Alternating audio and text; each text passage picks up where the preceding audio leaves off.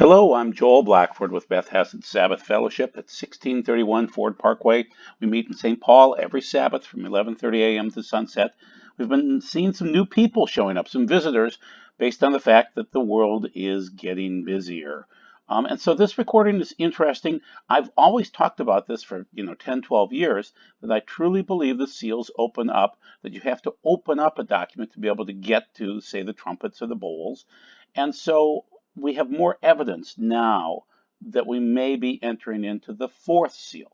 And I'll give the evidence today. Please sit through this. I realize that your pastors, all of these pastors out there, are going to say to you, nothing is happening right now, nothing's going on, or you can just sit around and wait until the rapture. The problem is there are things to be done right now, and you need to be aware of it. And I think it'll be more reassuring for you to be able to see the patterns. So please sit through the video and learn with me and see. We'll see basically. So if the world is at about 7 to 8 billion people right now, a quarter of the world's population, if that's what would die, would be about 1.8 billion people would die in 2020, and we're seeing some of this with the novel coronavirus. And so let's just see what happens this year and see what you think of my evidence. So, disease begets disease, plague upon plague. These things are increasing and increasing. In China, basically a quarter of all pigs died in 2019 based on the African swine fever. So that set in motion the fact that they need protein. So they're starting to eat bats and rats and snakes and other things like that. Now, that could have kicked off the coronavirus, but maybe not. Maybe not. I have a different bit of evidence that I'm going to share today. The main thing is that those people are moving around right now, and it's very contagious, very, very contagious. So you have to be aware of this disease, regardless of whether you agree with me when the seals open up, or even if you don't have an eschatology, which most people do. I think what you should be aware of is that this area, this population area, Southeast Asia, South Asia, Southwest Asia, these are home to 4.6 billion people, and they're all celebrating this new year in this particular area, not so much India, but India touches China on the northern side there. So just keep that in mind. It's very easy to access 4.6 billion people and get a ton of deaths as a result of this very, very quickly. So this is from GIS data GIS and data. And so it's just interesting because it will give you the Wuhan coronavirus, what the status is, and how it's being tracked right now. It's the total deaths as of a little while ago, 56 deaths, total recovered 52. So just keep aware that you could monitor what's going on with this website if you want to go to it. So just save it and click on it. And so once again, the novel coronavirus bears the markers of CRISPR. That's what's changed now. I did some research today and met with some friends, and their comment was that you have to look at other viruses and other studies. And so Osterholm, Dr. Osterholm, is from Minnesota. Actually, my mother knew him. A wonderful doctor. And so he's been studying infectious diseases for many, many years. But now he has, in the last 17 years, been studying the coronaviruses, SARS and MERS and things like that. And so he's saying, I know of no evidence in the 17 years of working with coronaviruses, SARS and MERS, where anyone has been found to be infectious during their incubation period. Well, the problem is now the people are infectious during these 14 days, and it's spread through many means. And so one study that's been done based on whatever data you can get out of China, we're getting some out of Taiwan right now, that it could hit 65 million people very quickly. And I'll give you the facts in just a minute of what we think are the death ratios. So this is coming from Natural News, Mike Adams, and he's saying it's a 15% fatality rate. It's an 83% infection rate. So if we have 100 people, 83 are going to get sick. 15 will die. And so, but we have millions and billions of people in this area right now. And so this is just on introductory studies and not complete studies at all because it's happening so fast. But the main thing is when you have 14 days where you're contagious and you can walk around and have no signs whatsoever and you can spread the disease, that's horrific. We've never seen this before. Now, There is one interesting thing about this is the patterns of these outbreaks. We had one probably in 1620. I'm doing research on that. We had one in 1720. That was the bubonic plague, which took out probably about 100,000 people in Marseille, France. Then 1820, the cholera. So that was about 100,000 people in the Philippine area. Then 1920, the Spanish flu. That killed off the strongest of the people. And then now it's 2020. So the next page here, this is Reuters saying we're due for the next plague. And they didn't know, and so they cite, of course, the bubonic plague and the cholera outbreak and Spanish flu, and now the coronavirus. They're seeing that it's just time. It just happens about every 100 years. Now I don't know if that's God induced or people sinning induced or whatever it is. There are trends out there, and I have a friend working on the 1620 plague right now. So we'll have it, it seems like it's about every 100 years we have these horrific plagues. So now other things are going on too. We have a stronger uh, eruptions occurring right now with volcanoes, and then we also have more earthquakes. It's starting to pick up. What we're having is we're ending a solar cycle where the sun has been incredibly quiet. No sunspots, no eruptions, nothing much at all. No CMEs hardly to speak of at times. Just a dead, quiet sun. Well, when it picks up again with our decreased magnetosphere, and keep in mind, every time we shoot up a satellite, we punch a hole through the magnetosphere and we let ozone out. And so it's been getting much, much worse as we're just shooting up rockets all the time now and punching holes in that magnetosphere in the ozone. So just keep that in mind. So, you can listen to Greta Thunberg or you can listen to reality, which is the sun drives our energy and our magnetism, so to speak, because we live in a magnetic universe. But then, unfortunately, we can screw it up by punching satellites through all the time, and that's what we do.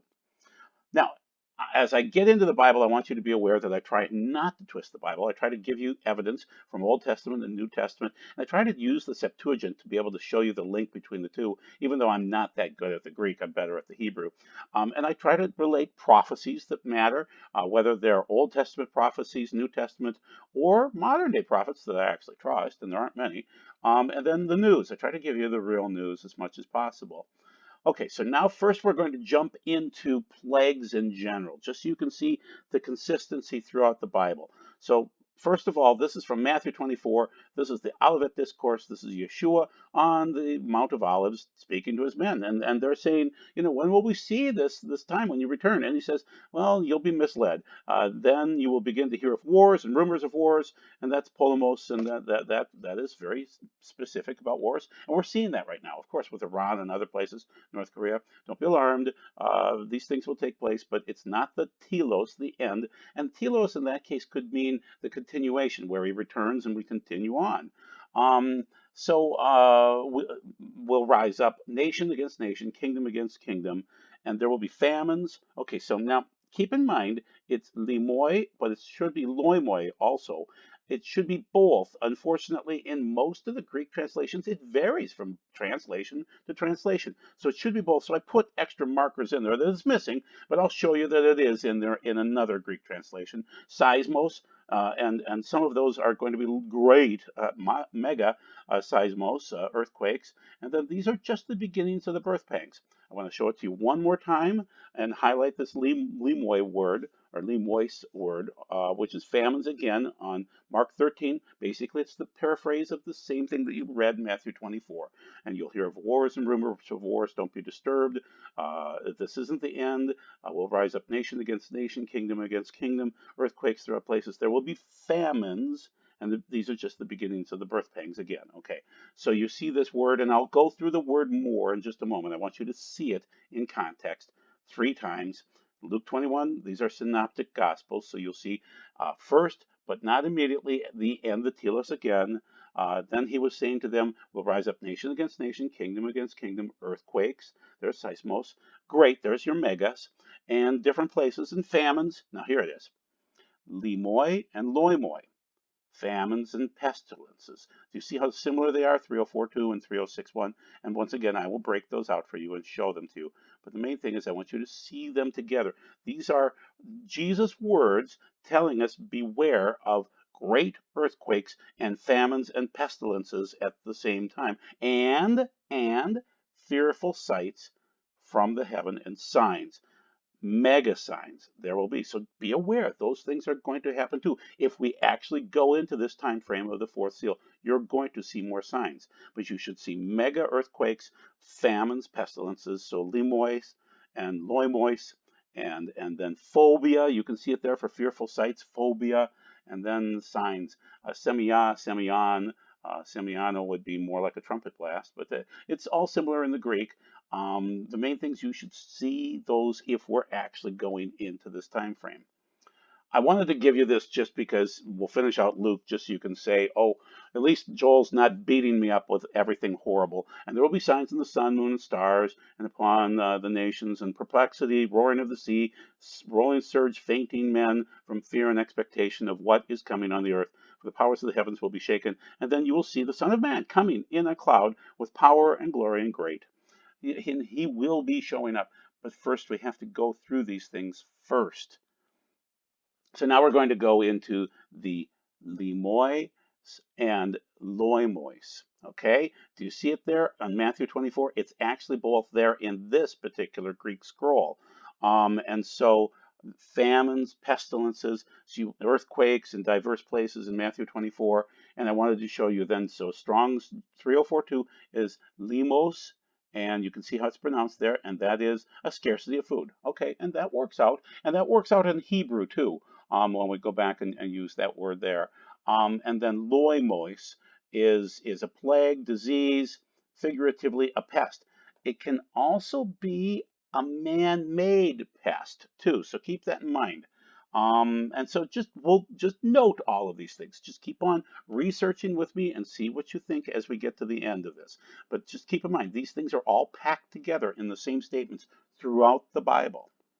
So now, let's go to Revelation 6, 7 through 8. This is the fourth seal. And when he opened the seal, fourth, tetra rather, and heard the voice of the fourth living creature say, "Come." And I looked and behold a pale horse, a green chloros horse, and the one sitting on it, the name was given him Death, Thanatos. It really is either spiritual or physical death, but it's death. And Hades was following him and was given them authority, exousia, which would be, in this case, it would be delegated, limited, but delegated authority to be able to go out and kill a fourth of the earth, to kill, there's a paktanai, and that is, that is killing with a sword. But it's not a short little killing sword, it's a ramphea, which is a long, long sword, and it really is the same sword that comes out of Yeshua's mouth. And that's what we're going through right now. So you may notice some pastors dying now, whether good ones or bad ones. You may notice some pastors dying because it's a spiritual situation with this sword. Just note that. And here's the limos, famine. With plague. Now, in this case, it says plague. That's thanatos again. Did you see thanatos before? That's just death, but in this case, they're describing it as plague. But I wanted you to see limos and loimos as famine, plague, and in this case it's thanatos as plague, but it's very, very similar to what Yeshua talks about before we go into this great tribulation. Those signs are going to happen. And by the beast, now I want to describe that too, so we're going to go through Therion then at the end, and Therion is going to pop up. Keep in mind, the Antichrist is called a Therion. The false prophet is called a Therion. But also in this case, it could be a lower form of animal life.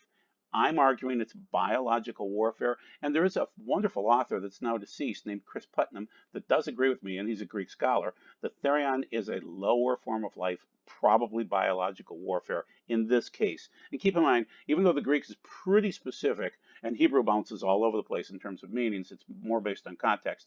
In this case, I think you would not argue that this is the Antichrist of the world. Okay? So now I want to give you a couple of applications here so that you can see these words used elsewhere related to Revelation 6 and the fourth seal. So we're going to go back to Ezekiel 14, which has it listed twice in chapter 14, and it's throughout the Bible. It's in, guys, it's in Deuteronomy 32. It's in Psalm 91. It's everywhere. It's everywhere in Jeremiah. Everywhere. And then it pops up a couple of times specifically in Ezekiel 7 and twice in Ezekiel 21.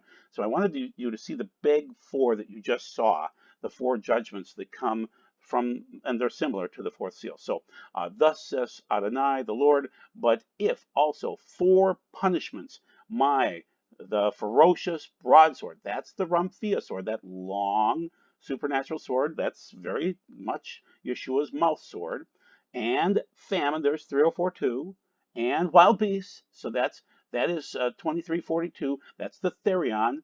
It could be wild beasts, as you would think it would be, coming and attacking you, the animals losing fear of you, but it could also be microscopic animals that are created by mankind to go and kill other mankind. And by plague, so there's plague down there, and that's more a different word than what we're used to with limos or loimos, but it is similar, in the same family. And then I wanted to show you in the last case here, Isaiah 66:16. So that's the last chapter in Isaiah, and it's a judgment chapter.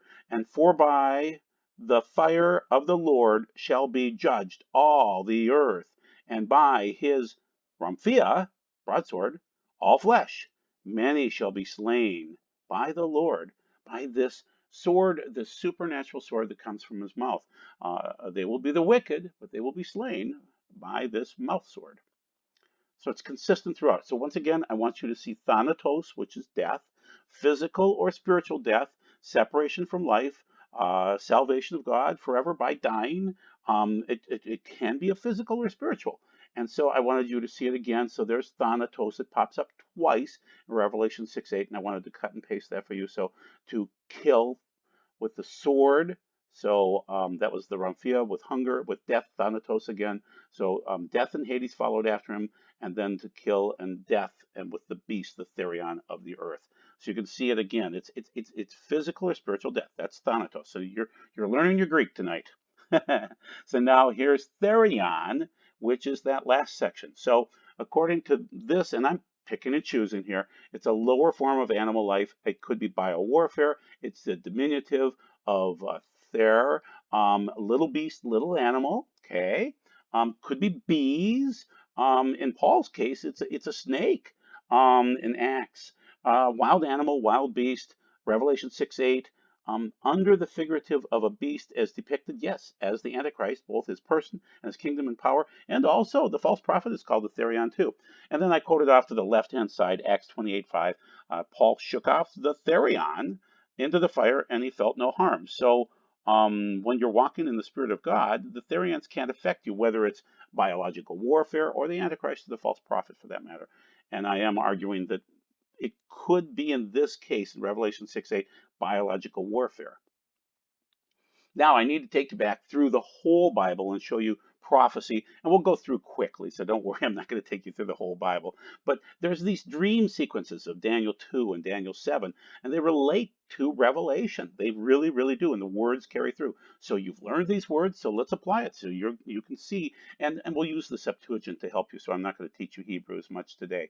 So keep in mind, as the dream goes, the head of this statue from Daniel 2 is Nebuchadnezzar. And that's then the midsection is Cyrus, and then the lower section then is Alexander, and then the lowest is Rome, and then the final is Rome and the mixture of the miry clay. Okay, that's the statue. Now then it comes back and there's a Daniel 7 dream that's basically the same thing, but in this case then it's a lion instead of the gold head and the wings that come off.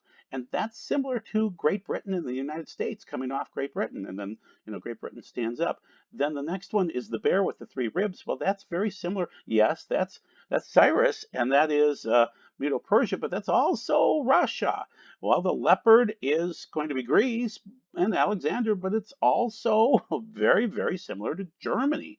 And then the beast, the final one, it's Rome, no doubt about it. But what variation of Rome is it going to be? And then just for the fun of it, just so you're aware of this too, I've counted off 490 years since 70 AD, and I said, okay, in 560 then, Justinian won, the last Roman died, so we can see the opposite of what's happened through the Daniel 2 and 7 dreams. Then the next 490 years takes us to this horrible schism where the legs spread apart, the East and West, and that's because Pope Benedict was a wicked pope, and there have been many wicked popes, but he was the worst one. I mean, he bought and sold his papacy, and he is just a cruddy human being. The next one is intriguing when a Muslim seals the Eastern Gate. That's Suleiman in 1540, and then the final one is 2030. So just keep on counting, okay? And just notice that things move forward and backwards. They mirror each other. They don't match exactly because it's a different situation, but it's similar. So now let's go through Daniel 7. And you'll see there's the four wild beasts that pop up. Remember how I mentioned that we had, the lion with the wings, and we had the bear, and we had well, there they are listed out, right there, the bear. So there, and we have, so the first one was a lion, of course, and then the second one was a bear with the three ribs, and the next one, wild beast, was a leopard, and then the next wild beast, all therions. Iron, well, that's just a monster of some sort. And then the last one here, Daniel 7:11, is another therion, and you can see these horns popping up and things like that. So you'll see that Daniel used the same language that John used in Revelation. These therions that are popping up and applying them in different ways to different beasts and to different activities. Let's jump to 7:12. One of the wild beasts, another therion involved in that. And 7:17, more therion involved. And then 7:19. But interesting, on the bottom of this one, we're up to chapter 8, which shows this two-horned, oh goodness, ram coming against the goat, the shaggy goat with one horn, and they fight against each other. And the odd thing is, the shaggy goat wins, and he ends up conquering very quickly. So he's Alexander the Great, but in some ways he is a Therion also. So it's a picture of the false prophet fighting against the Antichrist. These systems where the false prophet is going to want you to be in a homogenized, lukewarm faith, and the Antichrist is going to want his own kingdom where he is worshipped with the image. So just be aware that even in that application, you see the wild beast, you see the Therion there again. So now let's move forward and show you the comparison between Revelation 13 and Daniel 7 so that you'll see these therions popping up time and time and time throughout the Bible and how they match up with today. So now we're in Revelation 11, and this is about the Antichrist coming up from out of the abyss, the pit, and he comes up and he kills the two witnesses. That's from 11:7 of Revelation. 13:1, and all throughout 13, then the Antichrist first is called a therion. Then the Antichrist in 13:2 is a therion again. In 13:3, he's a therion again. 13:4, he's a therion again. Then the false prophet in 13:11 is called a therion. Then there's the mixtures between the two as they're trying to, the false prophet is trying to get the system to switch over to the Antichrist, and then they kind of compete their systems against each other, and then they're trying to get you to worship the image of the beast through 13:15 and 13:17. Just very, very interesting. So I wanted you to see therion, therion, therion, and be aware of this word and the consistency between Old Testament, New Testament. Oh, and then I want you to be aware of this too. The dragon has always been considered as Chinese. And so the dragon is there in Revelation. It's a consistent ancient Chinese proverb that they were considered the dragon. And here it is that they were going to have their New Year's festival today on the 25th of January of 2020. And they're not having it because of their horrible novel coronavirus.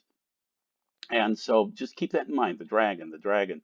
Now, now we need to move into where I compete. My eschatology competes with other people. Perry Stone is a wonderful, godly man. He loves the Lord dearly. He disagrees with me, and most do. Okay, I am a rare eschatologist saying that the seals open up before the Great Tribulation. if Perry would agree with me, he would lose his whole fortune, his whole business, his whole everything, because it's all defending the rapture. And he spends so much time. You can see the rapture, God's reward for the overcomer, who will be left behind, rapture questions, and explaining controversial. Well, that's because there's nothing in the Bible that talks about the rapture, and so you really have to constantly beat it over people's heads that the rapture is there and it will happen. When it's not there, it won't happen that way. And so let's go through what they believe. They believe the rapture and then the wrath of God. Some people are mid-trib, and that's the rapture, and then a half time frame, 3.5 years of the wrath of God. Then some people are pre-wrath, and so they say it's the wrath of Satan for 3.5 years, and then the rapture, then the wrath of God. People like me are post-trib. We believe the wrath of God, the wrath of whatever, it's the wrath of the Lamb in many ways, and then the rapture at the end. Then almost everybody believes in the millennium after that in about a 7-year time frame. That's real standard for most people to see. My system is harder to sell to you just because it's not a happy feel good story. It's one where you endure. And if you read Revelation 7 or Revelation 13, 7 through 11, you will see that you must persevere. If you're a saint of God, you must persevere. And it says it twice there. So now we're going to go through the seals again just a little bit, just so you can see some other people's angles. So upper right-hand corner, you can see legitimately, you can't open up the document and get to the trumpets or the bowls until you open up all 7 seals. Okay? And now the view, the traditional view on the left-hand side is that the seals open up and then you get to the 7th and it kind of spreads out over time, and then the trumpets open up during that time frame, and then the bowls right on top of each other. I'm telling you, that would be chaos. And it's not biblically accurate. And I'll show you, based on Moses and the Exodus, that it wouldn't be biblically accurate. Here's another one that's the pre-wrath. And so basically, all of these things kind of happen towards the end of the 7 years, and the 2 witnesses are killed towards the end there. But they're literally saying in 30 days' time, the 7 bowls will hit. The 7 trumps over more like 3 years, and not even that, more a year. And it's very, very confusing, people. Okay? There's really no birth pangs at all. Here's another one where they're literally on top of each other. Seal over trumpet over bowl. Seal over trumpet over bowl. You wouldn't know, people. I'm telling you, and I study this all the time. You would have no clue. You would be frustrated, annoyed. You would reject God based on this kind of chaos and confusion. Okay, on the right-hand side is what I believe, which is it's linear with narrative breaks. That you're just gonna, and yeah, you can tell that I put a lot of time into this graphic. That the seals have kind of opened up over time, and I had thought that the seals would kind of open up in 28, 2019, 2020, something like that. So obviously, I created this video back in 2018 and put this slide together. But I'm telling you that it seems as though we're starting to go into that now in 2020. We'll see if I've seen things kick up and slow down, kick up and slow down for many, many years. So just keep that in mind. We may not go into the 4th seal right now. Okay, now we're going to go into the historic perspective of why I believe all of those other pictures that I showed you are inaccurate.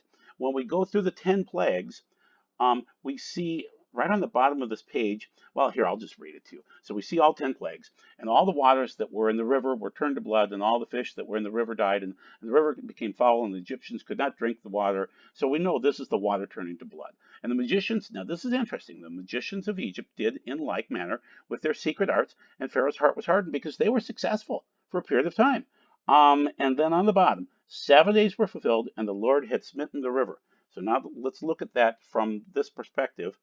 Here it is. Okay, I want to show it this way. And so I'm arguing that 7 days were completed after God had smitten the river. With each of the plagues, Moses would warn them for 24 days, and the plague itself would last 7 days. So imagine on the Rosh Chodesh of each month, Moses would come in and say, I'm going to warn you for 24 days. And then at the end of the month, you're going to see the plague occur. That sets up a system, prophecy fulfilled over 10 months, prophecy fulfilled. That would make sense. That would be logical. Most of the other people think that, based on a doctrine called imminence, which I believe is flawed, that the 7 seals just kind of happen in the midst of the Great Tribulation with no logic or anything like that. And so I'm thinking of it like a birth situation, that we've gone through 2,000 years, which is basically 40 times 50 equals 2,000. And that's 40 weeks of birthing, of gestating the child. So I wanted to show you one other thing just so you could see this. This is the seven seals, but four of them are the horsemen, then the last three, then an interlude kind of in there. Then the trumpets, the first four are just four trumpets, but the last three are three woes, and there's kind of an interlude in there. But if you add three of those together with the seven bowls, you come up with 10 overall, just like the Egyptian plagues. So it's very similar to Moses in terms of 10 versus 10. And so I want to show you that, like the warning that we saw in terms of Exodus for those 7 days and 24 days, that you have these 150 days, which is 5 months, listed out twice in chapter 9 of Revelation. So it looks like they probably have 5 months to sting you. And keep in mind, according to two prophets, these little stinging things are 9 feet tall, and their king is 12 feet tall. So they would come along for 5 months, and it looks like you probably warn about this thing to occur in chapter 9 of Revelation for about a month, and then 5 months of torture. So just note that. So now what I want to do is go through the seals and explain it to you one more time, just so you can come back to this and say, okay, here's seal number 1, which is the white horse, seal number 2, and these are directions based on Zechariah 6 directions and a little bit off Zechariah 1. So seal 1 should be west, seal 2 should be east, seal 3 should be north. And these are all the birth pangs. Seal 4 should be south, seal 5 should be martyrdom, wherever it happens to occur, and then seal 6 would be burning figs, which is fire and ice falling from the sky, and a great earthquake. In terms of what they break down, now the first two are my humble opinion. The third, I was part of the prophecy, so it's different there. So the first seal, I believe that when Moshe Dayan returned the Temple Mount to the Arabs, after the 6 Day War, after that incredible victory, that delayed the Messiah by 50 years, and that really slowed everything down, and it contributed to the just devolvement of the West. I mean, we have become putrid since 1967. If you look at sex, drugs, rock and roll, that's about when it started up. Okay, then according to the Zechariah 6 directions, the East should be the next one that's hit. And so Bush and Cheney, they wanted to make money for their military industrial complex, so they started wars in Iraq. And these wars don't end. And so 9/11 kicked it off. But really, Bush and Cheney, Bush said he heard God speak in his mind and say, go to war. Whatever. Either way, he started World War III that's just continuing on. And so that started in 2003 when Bush officially went to war with Iraq for the second time. And that was east of Jerusalem. So once again, comparing to Zechariah 6 directions, north, a young man came to our church back in 2012, just after Av 9, and he said, I have a message for the pastor and the elders. And I said, hey, tell me. And he did after an hour of working on him. And he said, there will be snow in a broom this fall. There will be a storm, and it will occur after Sukkot, but before the end of October. And the sign will be snow in a broom. And, this will be a big sign. And then I said, what about the seals? And he said, oh, God told me the third seal opened this summer. Okay, that was 2012. So you should notice after that time frame that food prices start to go up and up and up, and they are. And then also you would notice Hurricane Sandy occur exactly on Jeroboam's false Sukkot of 2012, which was 1 Kings 12. So go ahead and read that just to proof source me. Okay, now the next one is the fourth seal. We're waiting for that, and I'm arguing that some of the signs that you're seeing in the coronavirus from China are part of these four plagues that are hitting us right now, and about 1.8 billion deaths. So if I'm right, by the end of 2020, you'll see 1.8 billion. If I'm wrong, then it'll happen at some point in time. It just will. The fifth seal, we're seeing more martyrdom people. We are. The sixth seal, we're seeing natural disasters all over the place. So the final point is that if you notice 1.8 billion deaths in 2020, just look at it and say, this guy was right. Of all the eschatologists out there, he's the only one saying that we're entering into the fourth seal, but expect not only the coronavirus to kill many, many people, but expect some death from other things and famines and plagues to kill people and just death to come from 4 different ways. And that's God's way of saying, please repent. So be blessed, and thank you for your time. And remember that I think the fourth seal is opening and probably opening right now. Bye bye.